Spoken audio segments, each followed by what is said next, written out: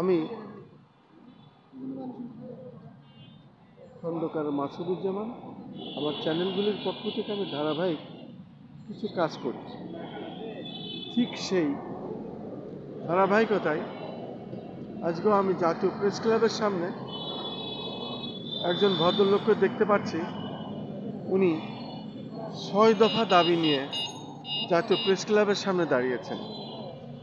আর জাতীয় প্রেস ক্লাবের সামনে দাঁড়ানো অর্থ হচ্ছে বিশেষ করে রাষ্ট্রকে জানান দেয়া। আর যেহেতু এখন ইন্টারনেটের যুগ, এটা সারা পৃথিবীব্যাপী মানুষ দেখে এবং সেই ধরনেরই একটি চিন্তা ভাবনা করে উনি এখানে কিছু বিষয় তুলে ধরেছেন এবং সেই বিষয়েই আমি ওনার কাছে প্রশ্ন করব। আপনি আপনার নাম পরিচয় দিয়ে বলুন, আপনি এই ৬ দফা চিন্তা ভাবনা কেন করলেন, কোথার থেকে এসেছেন, কতদিন ধরে এই ভাবনা ভাবেন, আপনার নাম পরিচয় দিয়ে বলুন। আচ্ছা, ধন্যবাদ আপনাকে। আমার নাম আব্দুল্লাহ আল ওয়াকি বা ওয়াকি আব্দুল্লাহ। আমার পেশা হচ্ছে শিক্ষক। আমি বিশ্ববিদ্যালয়ে শিক্ষকতা করি। আমি ইংল্যান্ডে লেখাপড়া করেছি, ইংল্যান্ডে শিক্ষকতা করেছি।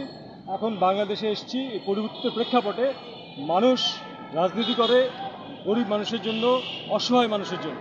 তারপরে এই গরিব এবং অসহায় মানুষ যারা, তারা যাতে সুন্দর করে দেশে খেয়ে পড়ে বাঁচতে পারে, সেই কারণে এই ৬ দফা দাবি আমরা সরকারের কাছে উত্থাপন করছি এবং জনতার ভিতরেও একটি সচেতনতা তৈরি করছি, যাতে জনতারাও, ছাত্র জনতা সবাই মিলে এই দাবিগুলো সরকারের কাছে উত্থাপন করতে পারে।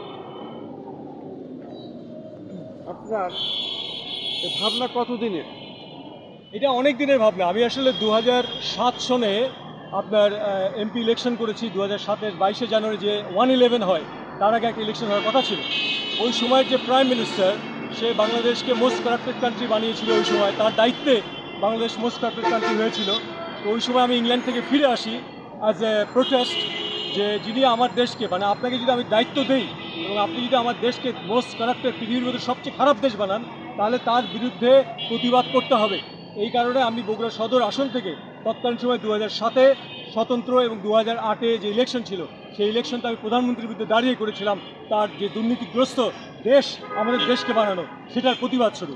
তো সেখান থেকে ধারাবাহিক ফল আজকের এই ৬ দফা, এবং আমাদের জনতার শক্তি যে দেখছেন, এটা আরও 22 দফা আছে। ৬ দফাটা হচ্ছে মৌলিক, মানুষের মৌলিক যে চাহিদা সেটা। আপনাকে অনেক অনেক ধন্যবাদ এই সংক্ষিপ্ত সাক্ষাৎ দেওয়ার জন্য। আমাদের পক্ষ থেকে আমি খন্দকার মাসুদুজ্জামান, জাতীয় প্রেস ক্লাবের সামনে থেকে, রাজধানী ঢাকা। আপনাকে অনেক ধন্যবাদ।